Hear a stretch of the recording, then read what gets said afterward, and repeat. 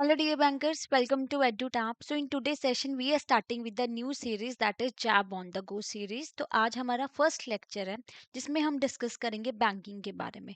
तो basically before starting let me tell you कि हम ये सीरीज क्यों लेके आए हैं. द रीजन बीइंग कि आप वर्किंग प्रोफेशनल्स हो, आपके पास वैसे ही टाइम कम रहता है, तो कहीं भी कहीं से भी ना आप अपनी प्रिपरेशन कर पाओ इन वीडियोस को देख के. राइट, आपकी लंच ब्रेक है, आपने वीडियो देख ली 15 टू 20 मिनट्स की, उसके रिगार्डिंग एमसीक्यूज भी डिस्कस हो जाएंगे. तो इस सीरीज में ओवरऑल ना आपका कॉन्सेप्ट तो डिस्कस हो ही रहा है, साथ के साथ ना हम एमसीक्यूज भी प्रैक्टिस कर रहे हैं जो एग्जाम लेवल के हैं.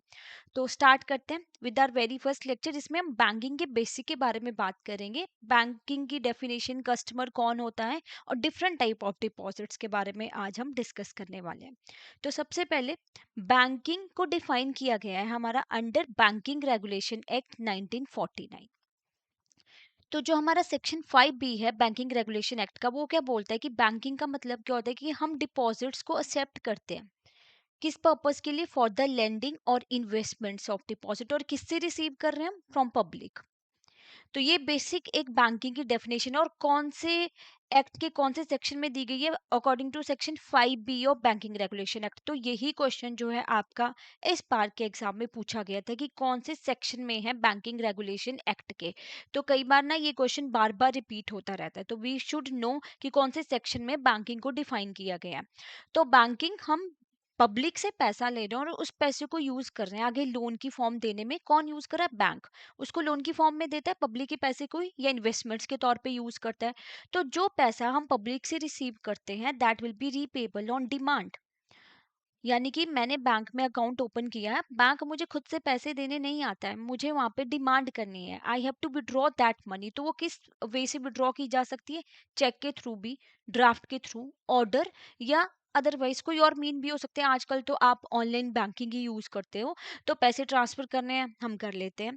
तो बैंक नहीं देने आता है, हमें डिमांड करनी पड़ती है. एक और चीज जो हमें यहाँ पे पता होनी चाहिए कि कोई भी फर्म, इंडिविजुअल या ग्रुप ऑफ इंडिविजुअल अपना बिजनेस कैरी करने के लिए बैंक वर्ड को यूज नहीं कर सकता. जैसे कोई कंपनी है, सपोज कीजिए रिलायंस कंपनी, अब वो अपने कंपनी के नाम के साथ रिलायंस बैंक यूज नहीं करेगी.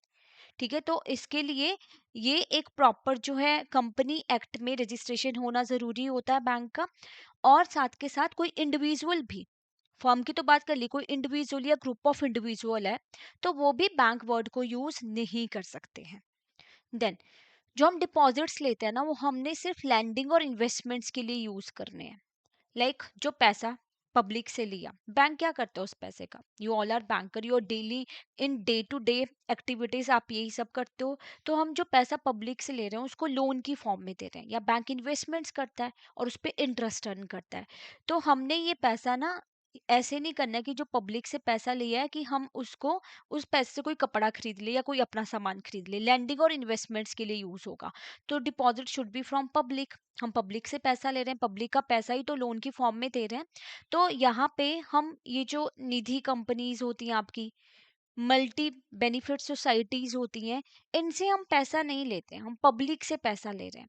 और जो पैसा ले रहे हैं हम, वो मनी की फॉर्म में होगा. अब बैंक में जब मुझे अपना अकाउंट ओपन करना है तो मैं क्या कर रही हूँ? अपना पैसा डिपॉजिट करा रही हूँ. ठीक है, तो मेरा अकाउंट ओपन हो रहा है, कोई प्रॉपर्टी तो नहीं मैं बैंक में डिपॉजिट करा रही हूँ ना. मॉर्गेज रखते हैं जब हम लोन लेते हैं, that is a separate thing. But जब हम डिपॉजिट्स की एक्सेप्टेंस बैंक करता है, वो मनी की फॉर्म में ही होगा. और जो हमने डिस्कस किया कि डिपॉजिट रीपेबल ऑन डिमांड और अदरवाइज, यानी कि मुझे एक डिमांड करनी पड़ेगी. I have to go to the ATM. अगर मुझे पैसा विड्रॉ करना है, ये मैं ऑनलाइन सर्विस यूज करूंगी. राइट. तो ये बेसिक फंक्शंस होते हैं बैंक के. बेसिकली हमने डिस्कस किया कि बैंक डिपॉजिट एक्सेप्ट करते हैं और उसको आगे लोन की फॉर्म में देते हैं. बट कुछ और काम भी जो बैंक करते हैं, जो ऑथोराइज ट्रांजैक्शंस बैंक को लॉ की गई है under section 6 of banking regulation act 1949. तो बैंक और क्या फंक्शंस परफॉर्म करते हैं? डिस्काउंटिंग ऑफ बिल, बिल को डिस्काउंट करना. मान लीजिए एक पर्सन है राम, उसको पेमेंट आनी है सुरेश से, राइट, आफ्टर 6 मंथ. ठीक है, 1 लाख की पेमेंट आनी है. अब राम को पैसा चाहिए अभी, सपोज की जो उसे कोई रॉ मटेरियल खरीदना है. तो राम ने क्या किया, जो ये 1 लाख का बिल है ना, वो बैंक को दे दिया. बैंक ने 98,000 राम को पे कर दिया और 2,000 अपनी फीस डिडक्ट कर ली। आफ्टर 6 मंथ जो है ना बैंक सुरेश से पैसा रिकवर कर लेगा। So this is discounting of bill, कि बैंक जो है बिल्स की डिस्काउंटिंग भी करते हैं। कलेक्शन ऑफ चेक्स और बिल्स, हमारे लिए चेक्स और बिल्स भी कलेक्ट करते हैं बैंक। रेमिटेंसेज, हम पैसा भेज रहे हैं, है ना, नेफ्ट के थ्रू। आरटीजीएस हम कर रहे हैं, यूपीआई यूज कर रहे हैं, मतलब जो भी पैसा हम ट्रांसफर करते हैं वो हम बैंक के थ्रू करते हैं, है ना। सेफ कस्टडी ऑफ आर्टिकल, मुझे आउट ऑफ टाउन जाना है for some purpose, for some times, तो मैं क्या कर सकती हूँ, अपने डॉक्यूमेंट्स या अपनी jewellery, important valuable things bank में डिपॉजिट करा दूंगी टेम्परेरी टाइम के लिए, right. Hiring safe deposit lockers, locker मुझे हायर करना बैंक में, कि मुझे अपनी ज्वेलरी घर पे सेफ नहीं लगती, तो मैंने बैंक में क्या कर लिया, लॉकर हायर कर लिया, और मैं बैंक को क्या एनुअल रेंट पे कर रही हूँ लॉकर का, और मैंने अपनी इंपॉर्टेंट डॉक्यूमेंट्स या ज्वेलरी वहां पे रख ली। फॉरेन एक्सचेंज ट्रांजेक्शन कंडक्ट करना, I am going out of town, out of country, मैं कहीं घूमने जा रही हूँ, मुझे जो अपना इंडियन रुपीज है उसको जो है कन्वर्ट कराना है डॉलर्स में, तो वो भी बैंक करते हैं। Conducting central state government transaction, यानी टैक्स कलेक्ट करना, राइट। टैक्स कलेक्ट करना, इनकम टैक्स कलेक्ट करना, बिल्स वगैरह, इलेक्ट्रिसिटी बिल्स वगैरह, ये सारे काम भी बैंक के थ्रू करवाए जाते हैं। And later of credit issue करना और गारंटी देना, यानी मान लीजिए आप ना इंडिया में एक इंपोर्टर है ए, वो बाहर चाइना से एक मशीनरी मंगा रहा है। अब चाइना का जो सेलर है उसको क्या चाहिए, गारंटी चाहिए कि अगर ये इंपोर्टर है मेरा पैसा ना दे, क्योंकि जब इंटरनेशनल बिजनेस होता है तो ट्रस्ट इशू बहुत ज्यादा जो है वो कंसीडर होता है, कि ट्रस्ट नहीं है। इंडिया में अगर आप कहीं से सामान मंगा रहे हो तो इजी होता है कि आप दूसरे पर्सन को कॉल कर लो, वहां पे चले ही जाओ कि मेरा पैसा पेंडिंग है। बट इंटरनेशनली बात करें, लॉस डिफरेंट है ना, एवरीथिंग। तो वहां पे ट्रस्ट मेंटेन करने के लिए बैंक आपके लिए लेटर ऑफ क्रेडिट भी इशू करते हैं, कि अगर ये पर्सन फेल हो जाता है पेमेंट करने के लिए तो बैंक करेगा। तो ये सारे ऑथराइज्ड ट्रांजेक्शन जो बैंक करते हैं, तो बेसिक फंक्शन तो हमने पढ़ा कि बैंक डिपॉजिट एक्सेप्ट कर रहे हैं और उसको लोन की फॉर्म में आगे दे रहे हैं, बट ये सारे फंक्शंस भी बैंक परफॉर्म करते हैं। और आजकल तो जो डिफरेंट सर्विसेज है जो बैंक दे रहे हैं, वेल्थ मैनेजमेंट सर्विसेज, आपका आपको अपना पैसा इन्वेस्ट करना है, म्यूचुअल फंड में इन्वेस्ट करना है ना, एफडी करवानी है, या कोई डीमेट अकाउंट ओपन करना है, वो सारी सर्विसेज आपको मिलती है। प्रोजेक्ट अप्रेजल, अब कोई कंपनी है अपनी फैक्ट्री लगाना चाहती है, ठीक है, तो बैंक देखेगा कि लोन देने से पहले कि फिजिबल है जिस लोकेशन पे बैंक जो कंपनी अपनी फैक्ट्री लगाना चाहती है। थर्ड पार्टी प्रोडक्ट भी आजकल बैंक सेल करते हैं, जैसे mutual fund, life insurance, general insurance sale करना, ये भी बैंक आजकल न्यू फंक्शंस परफॉर्म कर रहे हैं। एग्जीक्यूटर ट्रस्टी की सर्विसेज देते हैं। अब एक पर्सन है, उसकी डेथ हो गई है, उसने अपनी विल बनाई थी, वहां पे मेंशन किया था कि जो उसका प्लॉट है that will be given to his daughter, और बाकी का जो पैसा है जो भी उसके अकाउंट में पड़ा है वो सन को मिल जाए। तो ये सर्विसेज भी क्या है, बैंक परफॉर्म करते हैं। Centre and state government taxes जो हमने डिस्कस किया कि ये भी बैंक कलेक्ट करते हैं। Franking of stamp duty on the documents, जैसे डॉक्यूमेंट्स होते हैं, आप डीड्स वगैरह बनाते हो, उस पे स्टैम्प ड्यूटीज लगाना बैंक करते हैं। सिक्योरिटी ट्रेडिंग्स करना, है ना। वेंचर कैपिटल फाइनेंसिंग, यानी कोई न्यू स्टार्टअप है जिसको पैसा चाहिए, फंडिंग चाहिए, तो वो भी बैंक सर्विसेज प्रोवाइड करें। डीमैट सर्विसेज, आपके लिए जो है शेयर्स इलेक्ट्रॉनिक फॉर्म में रखना, है ना। डिपॉजिटरीज का भी काम जो है वो बैंक कर रहे हैं। तो ये सारी मॉडर्न एंसिलरी एक्टिविटीज या सर्विसेज आप मान लो जो बैंक ऑफर कर रहा है। बैंक का काम लिमिटेड नहीं है सिर्फ डिपॉजिट एक्सेप्ट करना और लोन की फॉर्म में, वो तो बेसिक फंक्शन है, बट ये सारे फंक्शंस भी हमारा बैंक परफॉर्म करते हैं।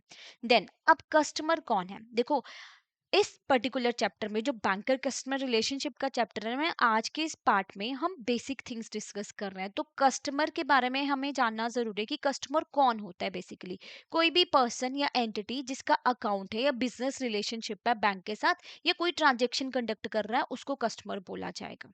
अब मेरा अकाउंट है बैंक में तो मैं कस्टमर हूँ। अब कोई पर्सन आया, उसने पैसे ट्रांसफर करने हैं आउटसाइड द इंडिया, या इंडिया में पैसे ट्रांसफर करने, तो वो भी बैंक के लिए कस्टमर होगा। कोई कंपनी है तो वो भी बैंक के लिए कस्टमर होगी। या जिसके बिहाफ पे अकाउंट मेंटेन किया जा रहा है या ट्रांजेक्शन कंडक्ट की जा रही है, बेनिफिशियरी ओनर। एक बेनिफिशियरी ओनर कौन होता है, जो रियल ओनर है एक्चुअल में, डायरेक्टली डील नहीं कर रहा बैंक के साथ, उसके बिहाफ पे हो सकता है उसका पीए डील कर रहा हो, ठीक है। पर ये बेनिफिशियरी ओनर भी बैंक के लिए कस्टमर होगा, तो इनकी भी केवाईसी होगी proper. Beneficiary of transaction conducted by professional intermediaries, जैसे स्टॉक ब्रोकर्स होते हैं, सीएस होते हैं, सॉलिसिटर्स होते हैं। एक सीए है जो बैंक में जो है 5 लाख डिपॉजिट करा रहा है अपने क्लाइंट के नाम पे, तो वो भी क्या है, बैंक के लिए कस्टमर है। तो जिस क्लाइंट के लिए करवा रहा है उसकी भी प्रॉपर केवाईसी होगी। देन अब यहाँ पे ये जो कस्टमर है सिर्फ इंडिविजुअल ही नहीं होता, लाइक अस पीपल, ये फॉर्म भी हो सकती है, कंपनी भी, सोसाइटी भी, कोई सेपरेट लीगल एंटिटी भी जिसमें गवर्नमेंट डिपार्टमेंट भी आती है, म्यूनिसिपल कॉर्पोरेशन भी बैंक के लिए क्या होगा, कस्टमर होगा। इनकम टैक्स ऑफिस भी बैंक के लिए क्या है, कस्टमर है। Reliance company is a customer for a bank. कोई सोसाइटी है, किसी ने क्लब बनाया है, कोई जिम है जो ऑपरेट कर रहा है, तो ये सभी बैंक के लिए क्या होंगे, कस्टमर। और जो रिलेशनशिप क्रिएट होता है बैंकर और कस्टमर के बीच में वो कॉन्ट्रेक्चुअल होता है, कॉन्ट्रेक्चुअल इन नेचर, यानी जो साउंड माइंड का है ना, साउंड माइंड का है। और जो मेजर है वही जो है एक कॉन्ट्रेक्चुअल रिलेशनशिप में एंटर कर सकता है बैंक के साथ। यानी मैंने बैंक में अकाउंट ओपन किया तो एक कॉन्ट्रैक्ट बना बैंक के साथ, बैंक मुझे चेक बुक देता है ना, मैंने अपना पैसा डिपॉजिट कराया, मैं डिमांड करती हूँ तो मुझे पैसा मिलता है। तो एक तरीके से कॉन्ट्रेक्चुअल रिलेशन होता है और बैंक को ना स्पेशल अटेंशन पे करनी पड़ती है उन ट्रांजेक्शन पे जो रेपुटेशनल रिस्क पोज कर रहे हैं, जैसे ब्रोकर्स होते हैं, लॉयर्स होते हैं, हाई वैल्यू सिंगल ट्रांजेक्शन हो रही है, यानी कि एक अकाउंट से ना वैसे जनरली 50,000 ट्रांसफर होता है, अब all of sudden 5 lakh transfer हो जाएगा, तो क्या हो गया, ये बैंक प्रॉपर चेक रखेगा। क्यों रखेगा, कि मनी लॉन्ड्रिंग वगैरह ना हो, है ना, ब्लैक मनी ना हो किसी की। तो ये सारे बैंक को चेक रखने पड़ते हैं, ये सारे बैंक के लिए कस्टमर होते हैं। बट एक प्रॉपरली अटेंशन पे करनी पड़ती है अगर कोई हाई वैल्यू सिंगल ट्रांजेक्शन करे, कोई ब्रोकर्स है, लॉयर है जो अपने क्लाइंट के लिए डील कर रहे हैं, तो ये कस्टमर होते हैं। अब हम डिस्कस करेंगे टाइप्स ऑफ डिपॉजिट। कितने तरीके के डिपॉजिट्स होते हैं बैंक में, एक टाइम डिपॉजिट्स हमारे होते हैं, एक होते हैं हमारे डिमांड डिपॉजिट्स। तो टाइम डिपॉजिट में जैसे आपके recurring fix deposit, fix time के लिए आप एक पैसा बैंक में डिपॉजिट करा लेते हो, फिक्स डिपॉजिट का टाइम 7 days टू आपका 120 मंथ्स का रहता है, राइट। तो ये इसका मिनिमम है, ये मैक्सिमम है। रेकरिंग में हर महीने पैसा दे रहे हो, ठीक है, फिर आपको इंटरेस्ट मिलता है। तो वो डिपेंड करता है कि आप इंटरेस्ट किस तरीके से ले रहे हो, क्यूमुलेटिव इंटरेस्ट लेना चाहते हो, यानी कि आपने 1 लाख की एफडी कराई थी 5 साल के लिए, 5 years के लिए, ठीक है, तो जो इंटरेस्ट है वो जुड़ता जा रहा है, मैच्योरिटी पे 5 साल के बाद आपको इकट्ठा मिल जाएगा। सपोज कीजिए आपका 1,40,000 बन गया, तो इस तरीके से आपको इंटरेस्ट मिलता है। अब डिमांड में करंट अकाउंट क्या होता है, जैसे जो बिजनेसमैन वगैरह ओपन करते हैं करंट अकाउंट, जिसमें कोई ट्रांजेक्शन पे ना कोई रोक टोक नहीं होती, जितनी मर्जी ट्रांजेक्शन करो, जितना पैसा आ रहा है पैसा जा रहा है। फिर हमारे सेविंग अकाउंट जो जनरली हम लोगों के ओपन होते हैं, हमारी सैलरी सेविंग अकाउंट्स में आ रही है हमारी, है ना, हम ट्रांजेक्शन कर रहे हैं। फिर एक ओवर ड्यू अकाउंट होता है। ओवर ड्यू यानी सपोज कीजिए आपकी एफडी मेच्योर होगी, आपने क्लेम ही नहीं की, ठीक है, टाइम निकल गया, क्लेम ही नहीं कर रहे हो, तो वो ओवरड्यू हो गया। मतलब एक डेट थी मैच्योरिटी डेट की, उसके बाद बैंक ग्रेस पीरियड देता है और उसके बाद वो क्या हो जाता है, एक तरीके से सेविंग अकाउंट पे जितना इंटरेस्ट मिलता है फिर उतना ही उस पे दिया जाता है। एक अनक्लेम डिपॉजिट्स, 10 साल हो गए, आपने जो है अपना अकाउंट ही आप ओपन किया था, आप भूल गए हो कि आपका एक अकाउंट था, राइट, ना ही आपने विड्रॉ किया, सपोज कीजिए आप जो है अब्रॉड जो है ना वो सेटल हो गए हो, तो अनक्लेम 10 साल तक जब आप कोई ट्रांजेक्शन ही नहीं कर रहे हो, तो वो आपके अनक्लेम डिपॉजिट्स होते हैं और वो कहाँ चला जाता है, आपका डेफ में, डिपॉजिटरी एजुकेशन अवेयरनेस फंड, जो आरबीआई के द्वारा चलाया जाता है।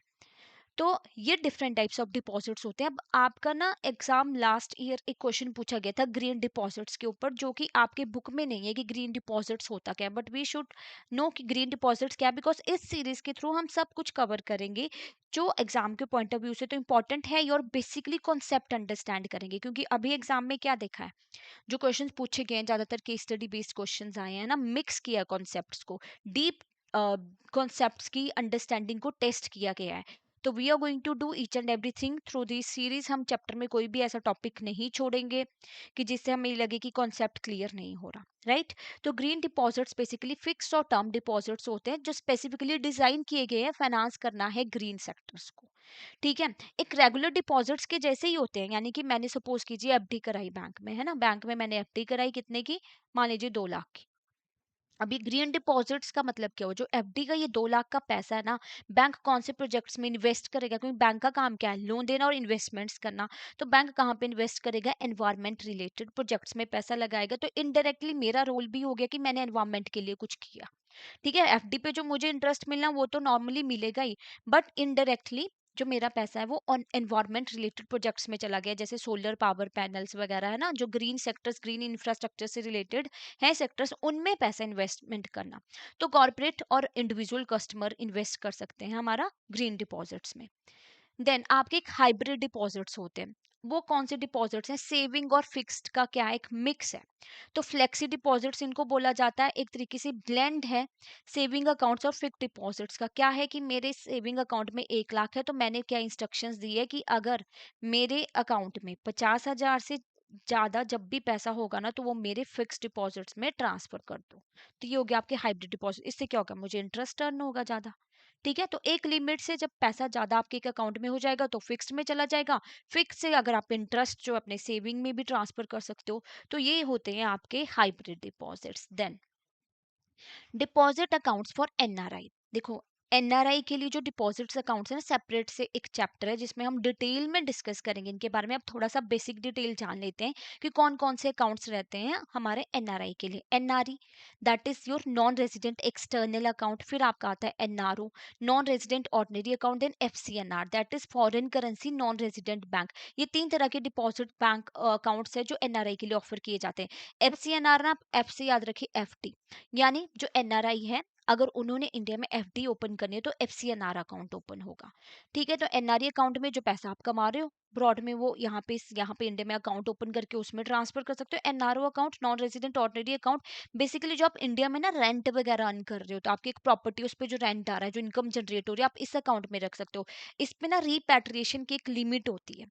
यूएसडी $1 मिलियन से ज्यादा आप बाहर नहीं भेज सकते हो। रिपैट्रिएशन एनआरई में ऐसा कोई लिमिट नहीं है। आप जितना पैसा आप उतना बाहर लेके जा सकते हो। एनआरओ अकाउंट में एक लिमिट सेट होती है। राइट। तो इसी के साथ हमने ना आज का जो ये टॉपिक था वो डिस्कस किया। बैंकिंग के बारे में बेसिक डिटेल्स जानी कि बैंकिंग होता क्या है ना, कस्टमर कौन है और different types of deposits accounts कौन है। और नेक्स्ट पार्ट में हम बैंकर कस्टमर रिलेशनशिप के बारे में डिस्कस करेंगे। तो अब इसके ऊपर ना कुछ क्वेश्चंस डिस्कस कर लेते हैं। तो formal definition of term banking in India is provided under which specific section of Banking Regulation Act 1949। तो आपने थोड़ा सा टाइम निकाल के ना इसके आंसर्स भी कमेंट बॉक्स में करना है कि आपको क्या लगता है कि क्या आंसर होगा। तो section 5A, section 5B, section 6A या सेक्शन 21। तो हमने डिस्कस किया है, तो सेक्शन 5B हमारा आंसर है। तो इसमें डेफिनेशन प्रोवाइडेड है, जैसे मैंने डिस्कस किया। तो ये क्वेश्चन भी बार बार रिपीट हो जाता है। देन ग्रीन डिपॉजिट्स क्या है? तो ऐसे ही क्वेश्चन आया था आपका जून 2024 में कि ग्रीन डिपॉजिट है क्या। तो हमने डिस्कस किया कि कौन से डिपॉजिट्स हैं। High interest rate for investment या एनवायरमेंटल बेनिफिट्स के लिए जो projects deposit basically year marked होते हैं वो हैं, या सेविंग डिपॉजिट है विद नो स्पेसिफिक यूज, या सिर्फ जो काइंड ऑफ इन्वेस्टमेंट्स के लिए यूज होंगे। तो बेसिकली एनवायरमेंट बेनिफिट्स के लिए डिपॉजिट्स जो किए जाते हैं उनको ग्रीन डिपॉजिट्स बोला जाता है। देन कौन है कस्टमर बैंक के लिए? जो फ्रिक्वेंटली विजिटर है बैंक में, या इंडिविजुअल अकाउंट होल्डर हैं, या ओनली नॉन कॉर्पोरेट एंटिटीज, या firm, organisation, corporate body, club, society, association, educational institution and separate legal entity, या ये सारे कस्टमर होंगे। तो देखिए हमारा ऑप्शन यहाँ पे D is the right answer. तो ये सारे बैंक के लिए कस्टमर होंगे, इंडिविजुअल ही नहीं होते हैं। कंपनी है, ऑर्गेनाइजेशन है, कॉर्पोरेट बॉडी है, क्लब है, these all are the customer to the bank. Right. अब एक केस स्टडी बेस्ड क्वेश्चन भी डिस्कस कर लेते हैं। जैसे हमने ट्रेंड देखा कि केस स्टडीज क्वेश्चन आए जा रहे हैं। तो मिस्टर शर्मा है वेल्दी इंडिविजुअल है, उन्होंने इंस्ट्रक्ट किया अपने चार्टर्ड अकाउंटेंट मिस्टर गुप्ता को। ये मिस्टर शर्मा के कौन है? सीए है मिस्टर गुप्ता। क्या करें? वो ट्रांसफर करे 2.5 crore from mister Sharma's account to real estate developer. Right. Bank compliance officer flag करते हैं इस ट्रांजेक्शन को फॉर एनहांस ड्यू डिलीजेंस, की इस ट्रांजेक्शन की एनहांस ड्यू डिलीजेंस होनी चाहिए। अब क्या रीजन है कि बैंक ने ये एक्शन लिया? डिटेल एग्जामिनेशन बैंक क्यों कर रहा है? क्यों? बिकॉज बैंक को ट्रस्ट नहीं मिस्टर शर्मा के ऊपर, या इस ट्रांजेक्शन में प्रोफेशनल इंटरमीडियरीज है, चार्टर्ड अकाउंटेंट है जो किसके बिहाफ पे एक्शन ले रहा है? मिस्टर शर्मा के। तो जो रेपुटेशनल रिस्क पोज कर सकता है, या all real estate transaction illegal होती है, या amount is below the reporting threshold. तो हमने डिस्कस किया जब हम कस्टमर की डेफिनेशन डिस्कस कर रहे थे कि जो ट्रांजेक्शन जिनमें प्रोफेशनल इंटरमीडियरीज होंगे, चार्टर्ड अकाउंटेंट होंगे, स्टॉकर्स, ब्रोक स्टॉकर्स, या आपके सॉलिसिटर्स होंगे, वहां पे रेपुटेशनल रिस्क पोज करता है। तो इसलिए ये एनहांस ड्यू डिलीजेंस की गई इस ट्रांजेक्शन की। तो right answer is option B. Right. तो ऐसे ही हम क्वेश्चंस भी डिस्कस करेंगे at the end of the series. तो सी, अभी हमारा एग्जाम हो गया, तो अभी बहुत क्रूशियल टाइम है हमारे पास कि अभी से हम अपनी प्रिपरेशन स्टार्ट करते। तो लेट मी टेल यू कि आप अगर अभी टाइमली अपनी प्रिपरेशन करेंगे ना, तो लास्ट मोमेंट पे फिर आप सिर्फ रिवीजन का टाइम बचेगा और पैनिक क्रिएट नहीं होता। तो आप क्या कर सकते हो? हमारे कोर्स में एनरोल कर सकते हो। What you have to do, आपको जैप कोर्सेज में जाना है। जैप कोर्सेज में जैसे आप क्लिक करोगे, you need to scroll down.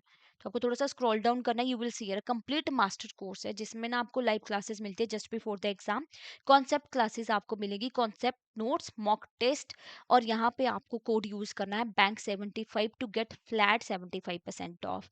तो अर्ली प्रिपरेशन बेटर रहती है कि लास्ट में पैनिक होके लास्ट मिनट प्रिपरेशन करें, क्योंकि अब वो एग्जाम का लेवल नहीं रहा है, इंक्रीज हो गया है। तो हमें टाइमली प्रिपरेशन करेंगे, रिवीजन करेंगे, जैसे एक एक मंथ हमने एक सब्जेक्ट के लिए रख लिया तो हमारे लिए इजी होगा। ठीक है, अब अगर आप इंडिविजुअल ही कोर्स लेना चाहते हो, जैसे आपको मास्टर कोर्स जो एक इंडिविजुअल सब्जेक्ट का लेना है, सपोज कीजिए कि आपका ईएफएस क्लियर नहीं हुआ या पीपीबी रह गया या एएफएम रह गया, तो आप वो भी अवेल कर सकते हो, है ना। आईएफएस का मास्टर कोर्स में एनरोल करना है तो लाइव क्लासेस जैसे मैंने बताया कि जस्ट बिफोर द एग्जाम रहेंगी, concept classes, concept notes, mock test आपको मिलेंगे, इसमें भी आपको बैंक 75 कोड यूज करना है to get flat 75% off, right. Similarly PPB के लिए भी सेम रहेगा कोड, और आपको कॉन्सेप्ट क्लास, लाइव क्लास सब कुछ मिलेगा आपको ऑल इन ऑल, राइट। तो आप एनरोल कर सकते हो इन कोर्सेज में। ठीक है, अगर आपको कोई और डाउट है ना, कोई और क्वेरी है, तो आप हमें इस नंबर पे कॉल कर सकते हो और मेल कर सकते हो hello@edutap.co.in। Thank you so much. Next video में हम नेक्स्ट पार्ट डिस्कस करेंगे।